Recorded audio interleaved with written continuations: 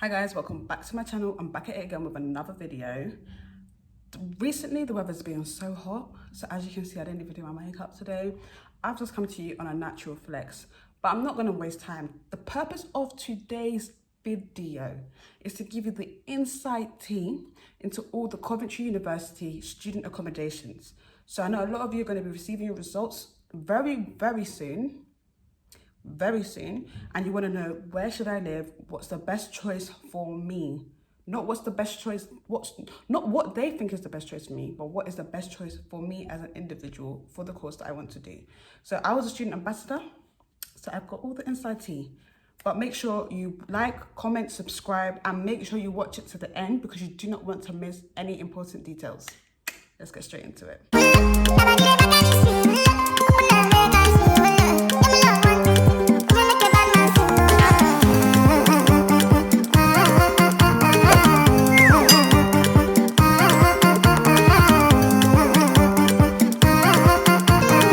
Now, when it comes to Coventry University, right, especially for the first years, there's two different types of accommodations you could live in. Three, if we're being specific. You could either live in a Unite accommodation, which is private and not owned by the university, but they do work with the university. You could live in a student-owned accommodation, which is a university-owned accommodation, or you could choose to go private and completely detached from the university. Really and truly, what you choose, I feel like, depends on you as an individual. But me, someone who's gone to uni and finished now, I would highly recommend you live on a student-based area. I wouldn't recommend private for your first year, only because I feel like it's very important. There's skills and there's experiences you go through when you live in the university-owned accommodations with other people that, you know, it's just, can't put a price on it. And really and truly, I feel like it also helps you to meet and mix and meet other people, if that makes sense. Now, when it comes to university-owned accommodations, you've got 5 different options. You've got single hall, private hall, Godiva, Bishopgate, and Cycleworks. Now, these are all university-owned accommodations. Now, one thing that I think is very important that a lot of you are unaware of is that Coventry University, as of last year, our academic year actually got shortened. So before, we used to have an academic year that would go from September all the way to June, July. However, now our academic year actually ends in April. Therefore, save your coins. You do not need a 43-week contract. You want to get the 39-week contract, okay? Because you do not want to be paying for somewhere you do not need to be living, okay? So save your coin. Now, one thing I would say with all of these accommodations is that all, except from single hall and private, I believe, are ensuite. Therefore, you do not share your bathroom or your shower or your toilet. You have your own personal space, which me is a deal breaker. If I don't have that, it's not for me. Now, I'm just gonna go through all of the accommodations, each one by one. Now, Cycleworks. Now, Cycleworks was built when I first started there, and I started in 2017, so now it is 3 years old. So it is fairly new accommodation. Now, the rent, I believe, per week is £157, which really and truly for a student-owned accommodation is the average room price in Coventry. Let me specify, in Coventry. If you're somewhere like Leicester or London, you've definitely got a difference, but for Coventry, that's the average going rate. Now, one thing that they do not tell you when it comes to the university-owned accommodations is that you cannot have visitors, okay? You cannot have unexpected visitors. What do I mean by this? What I mean is that when your friend comes to visit you and decides to sleep over, they cannot sleep over if they weren't already in there. Do you understand what I'm saying? So in a sense, you have to let them know 2 days in advance that you have someone coming over. Or else if you decide to go out and you come back after 11, they're stranded and there's nothing you can do about it. Absolutely nothing. However, I would say the accommodation itself is very nice. The kitchens are lovely and spacious. I'm gonna try to insert some pictures for you guys. I feel like the rooms are a decent size and it is close to the university. Especially if you're someone that's going to be doing health and life sciences. In fact, no matter what faculty you're in, you're looking at no more than a 5-minute walk from the university. It is right next to the city centre and it is right next to the coach station. So in terms of accessibility, I would say is actually the most central one out of them all, because you're dead in the middle of everything. Okay, cool. The next one I'm going to speak about is Godiva. Right. So Godiva is actually 2 years old right now, and the average going rate for rent there is £159 per a week. Now, Godiva is a very lovely accommodation, it's very beautiful. I'm going to see if I can insert some pictures for you. Now, there are studios in there, however, I feel like as a first year student, you're not really looking for studios. I feel like your goal should go for shared kitchens and en-suites.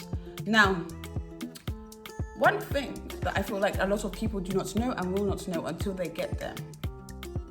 Now, as every student accommodation does, obviously you've got your first set of doors and second set of doors to let you through, obviously for security reasons. But due to events that transpired last year, they decided to add some airport security in there, and I'm not capping. Like, the day I saw it, I was like, whoa, I was taken back, okay? Literally, I don't even think it's on the website for you to see, but I feel like that's something you should be aware of. It was put there for security purposes, but at the same time, personally, I feel like it kind of makes it feel like a bit of a prison, if you know what I mean.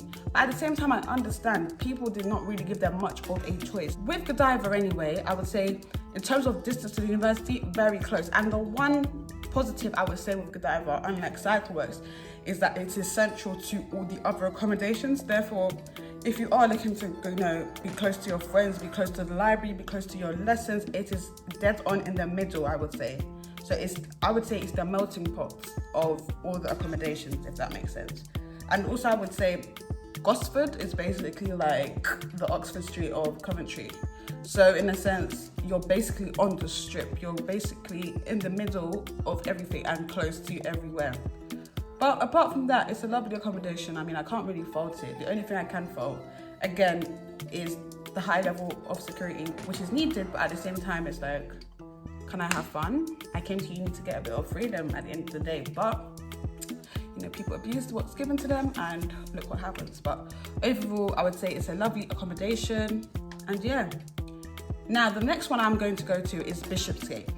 Now, you see, Bishopgate is a beautiful, beautiful accommodation. The one fault, I'm so sorry, it is too far from the university. Like, cool, it's a 10-minute walk, but really and truly, on a winter's day when it's cold and wet and you're tired, it is going to be a good 15 minutes walk to your lecture, okay? And I would also say, again, like Godiva, they've added the airport security, okay? Like, it's a bit sad if you ask me, actually, because it's a thing where, you don't have that freedom. Like, it's so restricted. But I guess they weren't left with much choices. Now, Bishopgate, again, like Godiva, is 2 years old. It's very relatively new. And yeah, I would say one thing like with Bishopsgate is that you are dead in the city centre. As in, you step out, you walk down, you're at the city centre. You step out, you walk out, there's Pure Gym right there. So you are pretty close to everything else. But I would say, if you're looking to live in the city centre part, it's your best friend. But if you want something close to the university, it's not your friend. That is not what you want, okay? So, yeah. Now, the next accommodation I will go into is Singer Hall. Now, Singer Hall, again, is a university-owned accommodation. However, it is not en-suite. It is shared bathrooms, shared everything.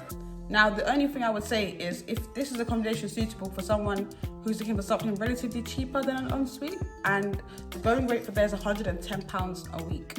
However, it is very close to the university. Again, it's right next. It's next door neighbours with Cycleworks. So in terms of distance, it's very, very close. But the only fault for me is if you're looking for an ensuite or something more private, it's not what you want. All right, so that covers all the university-owned accommodations, right?